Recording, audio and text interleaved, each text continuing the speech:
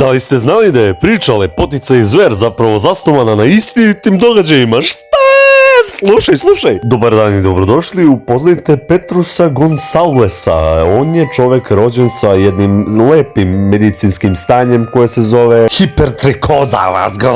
Valjda sam ga lepo pročitao, ali u suštini ovo stanje mu lepo omogućava da izgleda kao Čubaka. Pošto je bio rođen u 1500-tima, čim se ti rodiš sa ovakvim nekim defektom, oni te pošalju u cirkus, jer zašto da ne, brate, uklopiš se tamo. Kasnije je bio predstavljen kralju Henriju II, kome se svidjelo ovo njegovo stanje i rekao je, brate, ajde ja ću malo tebe da edukujem, da odškolujem, pa da vidimo šta će od tebe da postane. Odškolovao se on, brat moj, i naučio da priča 7 jezika, da računa, da piše, i onda se dešava sledeće. Ova kraljica bolesna koju ja ne znam da izgovorim ime je rešila da kaže, čekaj brate, šta ako se ono ženi i ima decu, jel će njegova deca da budu ovakvi ili ne? I onda se ono ženi, brate, dobije 7 deteta, 4 deteta od 7 je imalo isto medicinsko stanje kao on i kasnije je i umro. Mnogi ljudi veruju da je baš ova priča inspirisala bajku Lepotica i zver, međutim postoji mnogo teorija koje postavljaju isto pitanje zašto je bajka Lepotica i zver uopšte stvorena. Neki veruju da je stvorena